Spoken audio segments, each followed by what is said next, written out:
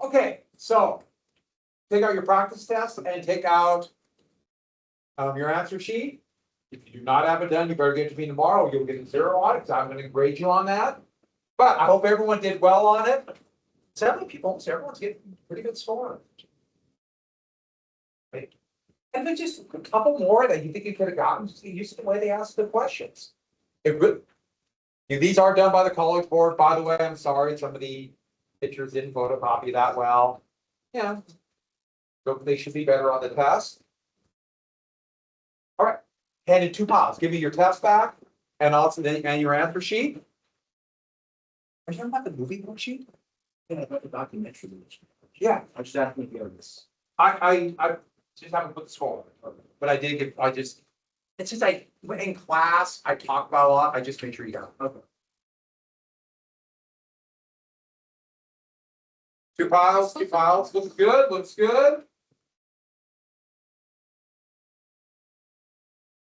There are like 3 different tests floating around.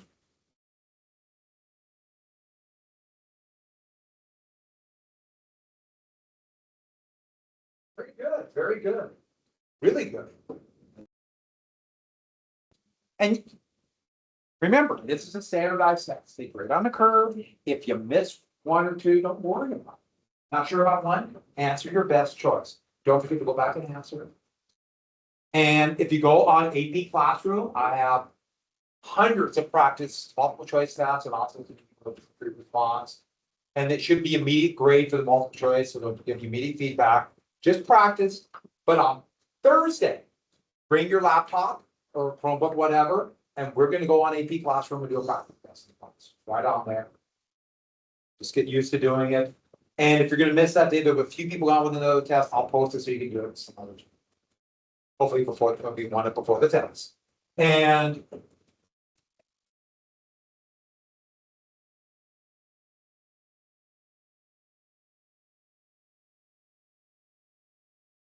so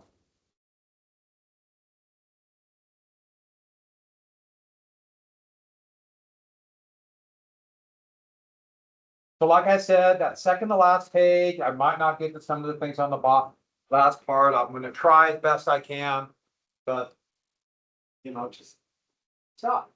And oh, one more thing. So last time we did a review session, 17 people came, and I get it. There's a lot of stuff going on, but I did kind of budget my time to say I'd do it again on Wednesday. If enough people want to do it, I will come in on Wednesday. And so you got to let me know. I got enough people wanting to do it. So I will come in then Wednesday at 6 o'clock and I will review anything you want to review. I'll go over, and also that's when I go over a few hints on, I'll remind you a few things about the multiple choice, the short answer questions, and the essays. So if enough people want to do it, I will do it. So I just have to come and let me know, or drop me a note on Teams. Say, yeah, I really want you to do the Wednesday review. But it's got to be enough people, just it is. All right. Where do we finish it here on Friday? Where do we finish on Friday? Third Wednesday. Last week is a weird week. You remember where we finished? Where? Dictatorship? In Iran? Yeah. So we got treaty with oil, dictatorship, Yeah. and then do we get the Islamic Revolution? Well, this dictatorship would be brutal. Both the oil revenue now is split between U.S. companies, British Petroleum, and the Shah. He built up a massive defense force and a brutal secret police that would do horrific tortures to political enemies. They were trained by the CIA, which is ironic. Now the Islamic government today uses the same tortures. And they blamed, many people blame the United States for very good reason for this dictatorship. And in 1978-79, there was a revolution. We call it the Islamic Revolution, but it was much more complex than that. And the Shah was overthrown. And the US was the enemy, as you can see by down with the puppet Shah. And when the Iran thought they were going to put the Shah back in power, the US, students, college-age students stormed the US embassy and held 50 US hostages for 444 days. And there was almost nothing the United States could do, making the President Carter, a conservative Democrat at the time, look weak and help lead to a conservative backlash. But this is going to have consequences to this very day. Most Americans know very little about what happened in 1953. It didn't become fully public until 1976. But everybody in Iran knows. Everybody to this day. And I should add, they're firing at each other. I don't know. The United States and Iran, we and them. So I have no idea where this is going. I just know, get ready for $6 a gallon gas. But there's a term for this. It's called blowback. Unintended consequences. For example, this is going to lead to a Soviet invasion and then a nearly 50-year civil war in Afghanistan that the US would get involved with and lose. Iraq would invade Iran because of this. Then the US would get involved in a fight against Iraq in 1990, invading Iraq in 2003. Also, this revolution directly connects to Al Qaeda, who the US would support in Afghanistan against the Soviets, and later they would attack the United States on September 11th. This has such broad implications, the Iranian Revolution. And it was kind of a disaster, but somehow it worked. And then fresh from that, in 1954, the US would do it again in Guatemala. There was a democracy, a nationalist democracy after years of dictatorship in Guatemala. United Fruit, we mentioned them before, and basic diplomacy ran the country. And when the democracy under a guy named Arbenz right here talked about land reform, buying the land from United Fruit and giving it to Guatemalan peasants, he's a communist, which by no means was he a communist. And so the CIA, overconfident from Iran, decided to overthrow Guatemala and their democracy. And so now we have oil interests in the Middle East and then corporate interests, bananas, in Guatemala. The CIA began to organize an army of exiles in Honduras. And the thought was this motley crew, here are a few of them, under leadership of, they just found a colonel by the name of Armaz. They would roll in and overthrow the government. It failed miserably. But then the US, CIA got involved, fake attacks. Arbenz realizing the US might actually invade and to save lives. The government collapsed. And with that, the US dubbed these people freedom fighters, but do you want to guess what kind of government they're going to create? A horrific dictatorship under Armaz right here. The unfortunate mustache. The guy driving them into Guatemala City was a CIA agent of the United States. So a puppet dictatorship, but what did the US tell the American public? Democracy is on the march. But it would be a brutal 30-year-old dictatorship in Guatemala that's never really gotten over this. There'll be a dictatorship then, therefore, in Honduras, Guatemala, Nicaragua, El Salvador, all through Latin America, Costa Rica, somehow survived, Panama had a dictatorship. So the United States, while saying it's defending democracy, is supporting dictatorships. This will come back to haunt the United States down the road. And then in French Indochina. Remember Japan took French Indochina? That led to the US embargo of oil, harbor. Well, after the war, the French wanted it back. The French were desperate to increase their prestige after the disasters of World War II. But there were guerrilla fighters against the French, here they are, who fought against the Japanese in the war. And they declared independence, but with US help, the French are back. Those who want an independent Vietnam, Cambodia, and Laos are called the Viet Minh.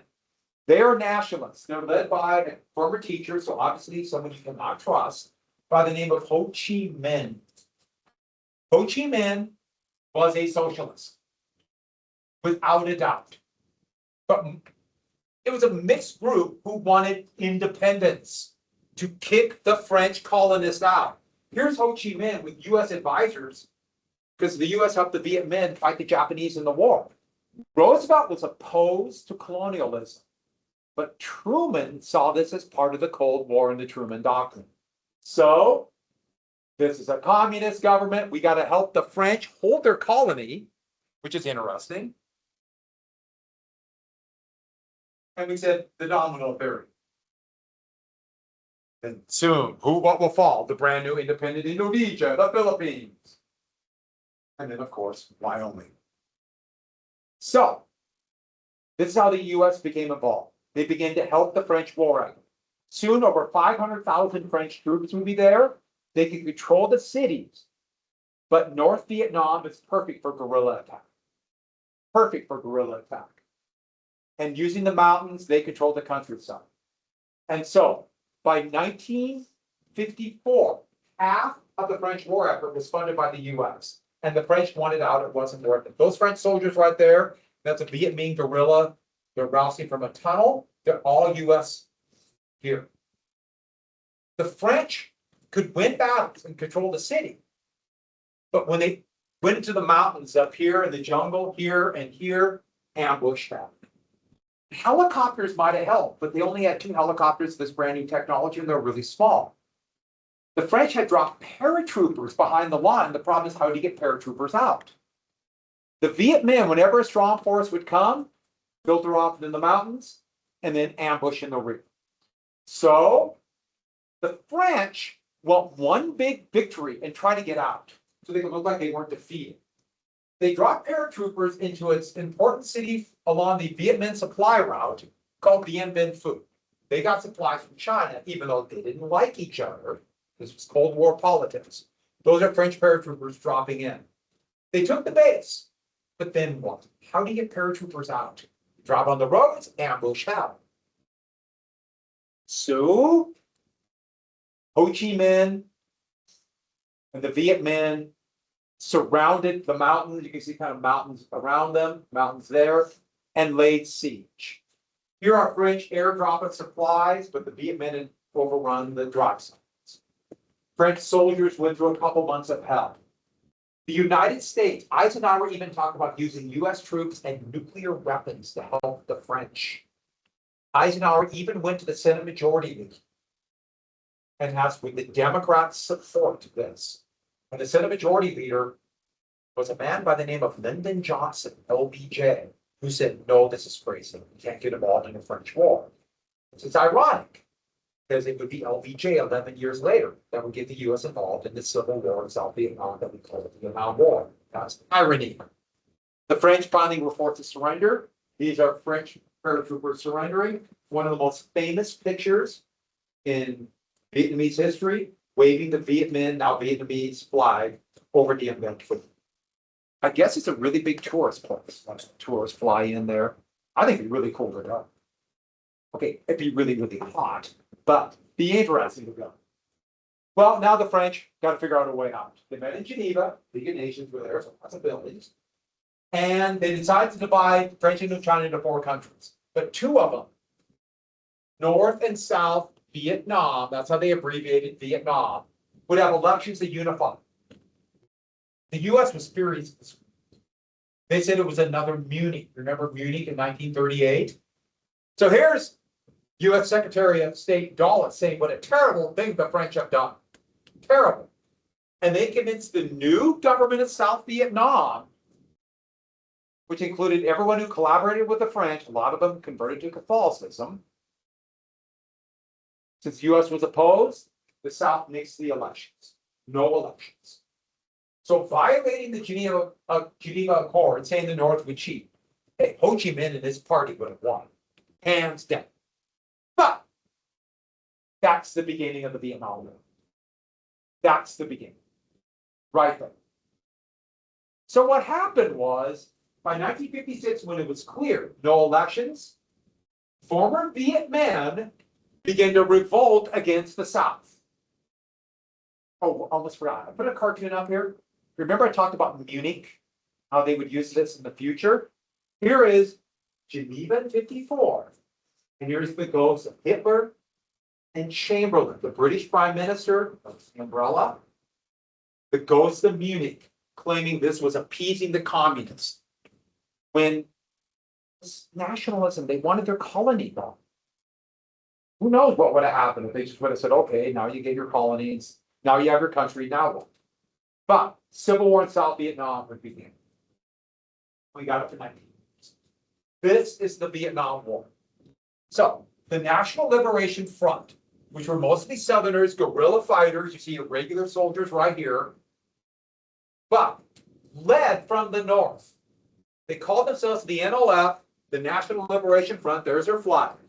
But the South began to call them the Vietnamese Communists, or a name many of you probably see, the Viet Cong. The Viet Cong. So now we have a pro-US government fighting hard-bitten, tough guerrilla fighters who are aided by the North. So the US began to aid the South. And that became the US goal. A permanent South Vietnam, or another way to look at it is, the US wants two Vietnams. So the Vietnam War was about South Vietnam not unifying with the North. So not letting the Vietnamese decide their own fate. Saying, we know what's better for you. I think you might see a problem. The US was stuck. We did not put him in power, but stuck with an unpopular dictator named Nguyen. This is pronounced Zem. Vietnamese language was butchered by the French. You can imagine. He was a dictator and not popular. He converted to Catholicism. They thought he was kind of a legacy of the French, but he was an ally of SEATO. Remember, SEATO was the American equivalent of NATO. So we could say it's an invasion. Here, Ike and Zem. So now the US is aiding them. At first, weapons, but eventually people to train the South Vietnamese army. The first US soldier to die in South Vietnam would be in 1959. The last in 1975. That's how long this is going to go. So it's the Vietnamese, we call it the Vietnam War, but it's about South Vietnam. The whole thing is about South Vietnam remaining or not allowing it to unify. So, North, South, some things would happen in Laos and poor Cambodia. But one more thing happened really quick. 1956 in Hungary, the people of Hungary removed a Stalinist dictator on their own. Here is protests on the street of Budapest. They knocked down a statue of Stalin. That head now is in a museum of Budapest. The US said, we'll come to your aid. But look at Hungary, behind the Iron Curtain. Is the US really going to risk World War III? That sounds like brinksmanship. Here's what happened. The Soviets called their bluff. And you can see it right here. Soviets invaded and reinstalled a dictator, and the US did not come to their aid. Here's the Soviet T-54 tank running through a building in Budapest. If you go to Budapest, you can see marks of this 1956 invasion all over. Because when they rebuilt the city, they did it with, the Masons did it in slightly different colors so you could see it, so you wouldn't forget. They still are upset with the United States about this. They still talk about this today. But it shows the problems with the Cold War. Are you really willing to go to nuclear war? I kind of jumped again here, so I put this here. I forgot one thing. Not a very big deal. Remember this guy? Stalin? Here's Stalin, the friend of children. And Stalin, this is the German poster from East Germany. This is a friend. He had a stroke in 1953, collapsed on the floor, and his cronies in this cabinet called the Politburo and guards were so afraid that they didn't call a doctor for 18 hours because they thought he was testing them. And he literally died in a pool of his own blood. Who knows if he might have lived? But shocking everybody, Stalin is dead. After the exam, I'll tell you a couple stories like about the debate. I'll tell you the story of Stalin's body because it's kind of a mess. But moving on, there's a power struggle. And eventually, he wouldn't have full control. He's more like the first among equals in the party. But Nikita Khrushchev, a Ukrainian, jumping right to here, would take power by 1956. And Khrushchev was desperate to keep the Soviet Union. He believed they could actually create a Marxist-Leninist state. But the only thing he had to do was end it off. He wanted to, get this, he wanted to end the arms. It was too expensive. It was breaking the Soviet economy. He knew the US was way ahead in nuclear weapons. He needed something to show he's strong. Khrushchev was known for giving bombastic speeches. And here he is in the United Nations in 1959. He brought a shoe. It's a very Russian thing to beat a shoe on the podium during the speech at the United Nations. That became kind of the symbol of Khrushchev. He brought his own shoe. He didn't take one off, despite what people say. He had a third shoe. That's thinking ahead. Anyways, how do you make yourself look tough? He lucked out. The United States had an Army and Navy team working on rockets. Both the Soviets and the US wanted to get the first satellite. Soviets beat the United States. Despite all their technical problems, what's the first satellite? Sputnik in 1957. You can see this is a mock-up of it. It's only about this big. And it went into a really low orbit, but at night, you could see it in the United States as it went across the sky. And that terrified people in the US. And it had a little shortwave radio, just beeped. Just beeped. But you could pick it up as it went over until the battery went out and it burned up in the atmosphere. But now the Soviets are ahead, despite all their technical problems. And you can imagine the panic in the US. If you can fly a satellite over us, they're watching us. And you can put a nuclear warhead on a missile and hit us in half an hour. I at first tried to downplay it, but then realized he's got to do something. So he announced that the Navy team, this really kind of showed it, that's Russian victory. The Navy team has a rocket ready to go. They'll be launching soon. Nobody was more surprised than the Navy team. They were nowhere close. The Army team was actually ahead. So the Navy hastily put together a rocket. They brought it to Florida. Hey, why do they launch in Florida? They launch into the orbit. They launch against the orbit, the Earth. So they want to launch this one. They want to launch east. So you're spins this one.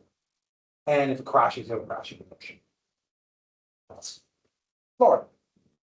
So they launched, and it went up well over a foot and then blew up. Now we look like even bigger idiots and losing, but this is one of my favorite newspaper headlines. Are you ready? That's pretty good, you got to admit. So now the Soviets are winning the Cold War. Now they actually weren't, but it seemed like it, just like when they exploded Joe 1.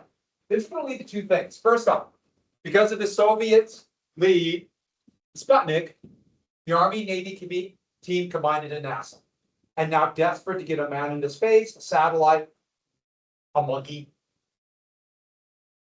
And then for the first time in American history, the US began to aid large-scale aid of public education, whether it be K through 12 or college, in science.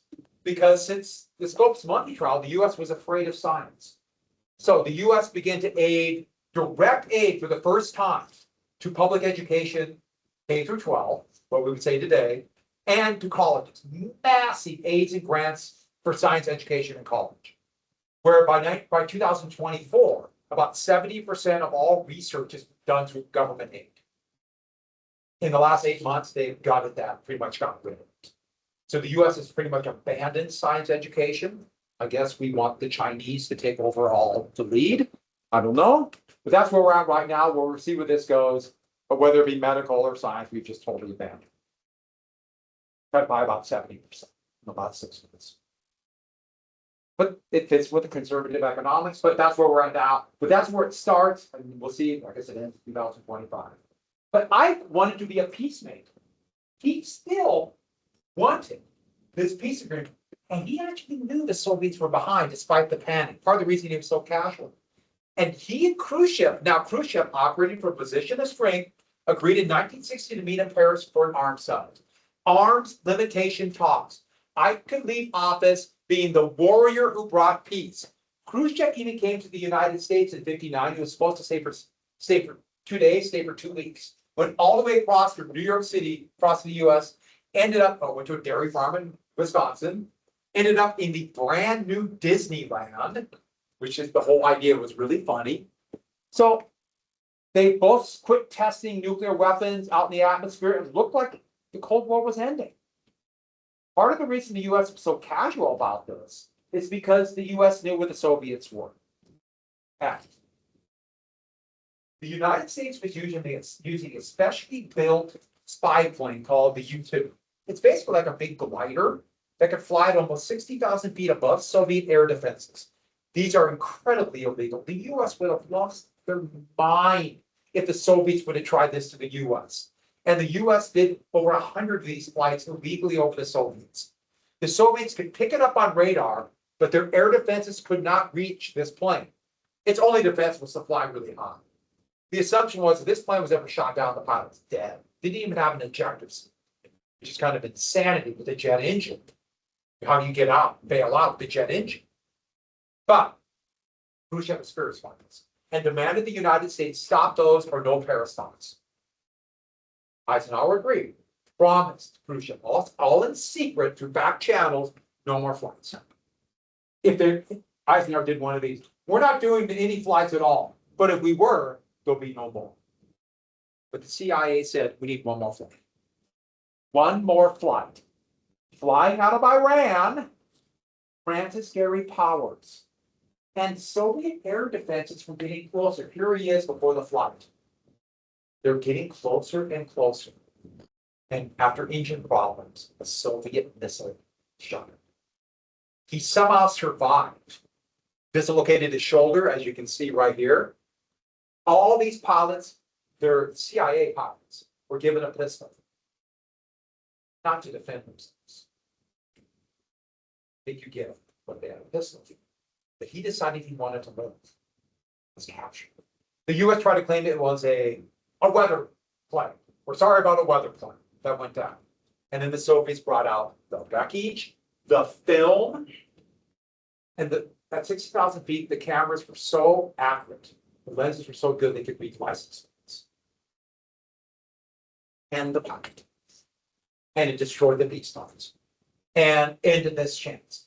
All of a sudden, both sides started testing weapons. Remember I told you when the Soviets exploded a 50 megaton weapon? It was right after this. And in 1960, Eisenhower didn't go out as a peacemaker. He went out as president at one of the most dangerous times in world history. The United States and the Soviets would exchange prisoners, spies for each other. He'd get back. So, also in 1959, the Cuban Revolution. The US has been supporting a brutal dictator named Figueroa Batista. Here's Batista right here, and he is connected to organized crime. The US mafia built casinos down in Havana. Very, very corrupt. And there were guerrillas, nationalists led by Fidel Castro, who was a young lawyer, obviously a socialist. And shocking everybody, New Year's Day 1959 was going to be a limited offensive, just an attack. The Batista government just collapsed. And the next thing you know, Castro and these revolutionaries won. They lost every battle and won the war. You don't need to win battles. You just need to control. And so now Castro's in power. Who knows what he would have established? His government, the first government was filled with all sorts of people from across the political spectrum. But they all wanted an independent Cuba, and all were distrustful of the US going back to the Platt Amendment. Remember the Platt Amendment? Way back after the Spanish-American War. Well, immediately the US said he must be a communist. When he came to the United States in 1960, spoke at the UN, went on the Ed Sullivan show that Elvis went on, met with Nixon, who said he's a communist. The United States immediately began plans to overthrow Castro. Immediately began to isolate him. And that pushed him closer to these kids in St. Spears. I just thought this picture was funny. In 1960 in America, closer to Khrushchev. Who knows what Castro would have done to Cuba? But he would create a monstrous totalitarian state, and his whole logic would be we have to because of the threat of the United States. And so that's going to lead right into the dramatic 60s. Anybody know what that is a picture of? It's kind of blurry, sorry about that. Picture looked better when I put it on. The Vietnam War Memorial. That's in Washington, D.C. So the election of 1960 was a really big Cold War election. The Democrats nominated relatively unknown from a very wealthy family. Dad made it rich right before the crash. John Fitzgerald Kennedy. So FDR, JFK. He was in Massachusetts. He's going to be the first president ever to be born in the 20th century. Youngest man elected president. So we needed an older, more experienced Southerner because he's from Massachusetts. So surprising everybody, Lyndon Baines Johnson, BJ, accepted vice president. And here's the thing about the vice presidency. They do two things. Break ties in the Senate and wait for the president to die. And everybody was shocked that Lyndon Johnson took this role, which he had no power at all. And he hated it. Kennedy's program, the New Frontier. So he's going to finish as much of the New Deal and the Fair Deal as he can. The Republicans nominated Vice President Richard Nixon, who knew Kennedy from the Senate.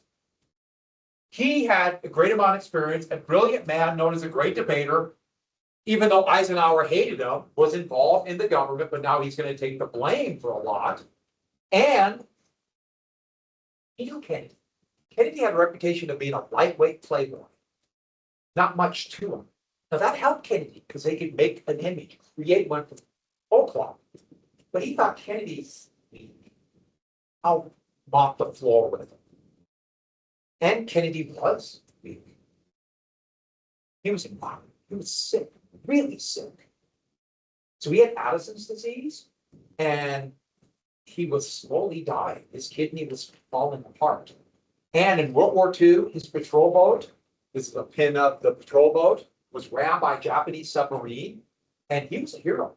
He rescued one of the sailors on board, drug him over a mile to shore, and then swam 5 miles to get rescued with a broken back, which his broken back killed him the rest of his life. So Kennedy was very ill. He nearly died in 1957 and 1958. He gave him the last rites. He did the last rites 4 times. The last time would be the last time, obviously. But he was on a cocktail of painkillers, amphetamines, barbiturates, and steroids just to get through the day. He looked energetic and fit. He was a man who really thought he could die at any moment and acted like it. Thus the 5,000 affairs. So, but what now they can blame Nixon and Eisenhower for was a perceived missile gap. Because of Sputnik, they could say the Soviets have more long-range missiles called intercontinental ballistic missiles, ICBMs, than the United States. And people believed it because of Sputnik. So Kennedy could go on as the liberal economic New Dealer, but also a Cold Warrior. And it worked for Kennedy. Nixon and I knew this wasn't true because of the U-2 flights, but they couldn't say anything. And it worked. People believed it. There was a missile gap. It was huge. The US had over 200 of these really dangerous, but they had ICBMs like this Atlas. They had over 500 medium-range missiles around the world that hit the Soviet Union. Anybody want to guess how many? Oh, and then over 1,000 bombs. Anybody want to guess how many missiles the Soviets had? 1. They just built and established their first one, but it was liquid fuel that took 2 days to fuel. Because the fuel was so volatile. Meaning, not really usable. So, but people believed it. We're behind.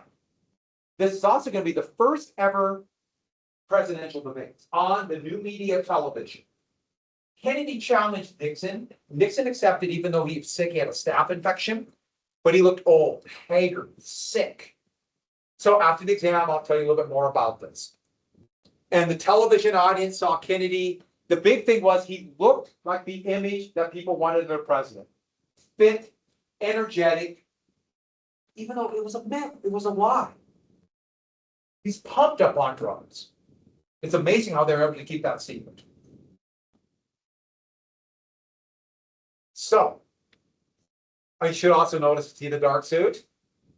Every politician now wears a dark suit because of these debates. This would be instrumental for Kennedy's victory. Oh, you want to see an ad? Want to see one Kennedy ad real quick? I lied.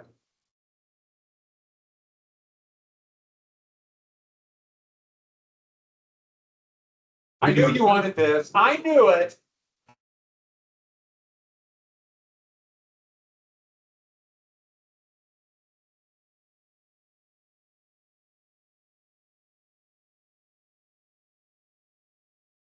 It's for Kennedy, I'm sure. I figured that one out. I didn't even know. I just figured it out.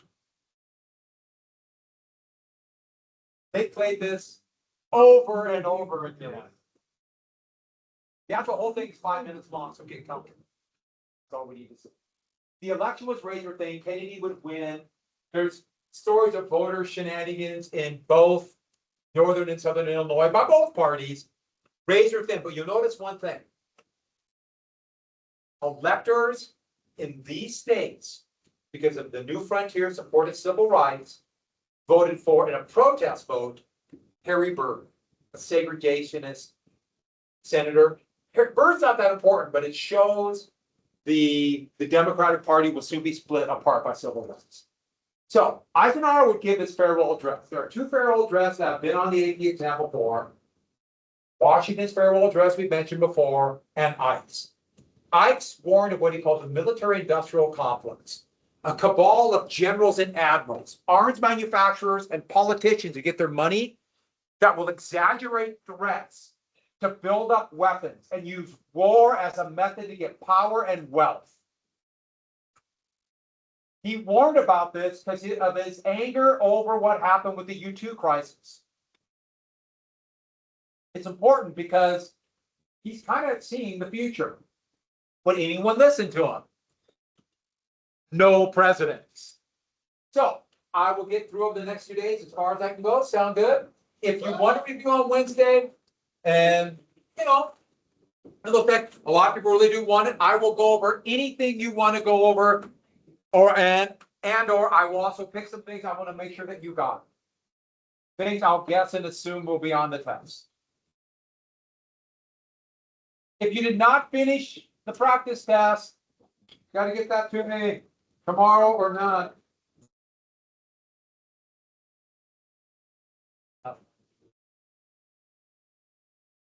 Yeah. Oh, I didn't give you. Yeah. I didn't give you yours, did I? No. And you've got to take her. You've been gone for a long time. Huh? Yeah, I need the practice test. And you got to do the DBQ. So,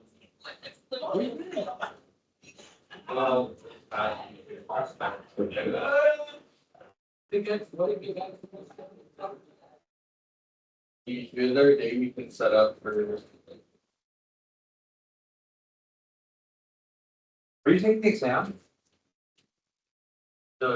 Yeah. How about Friday? Friday. Guess we're gonna get that. Sound good? And then the Practice test. practice test. Give me a sec. I have to give, heck, you did really well.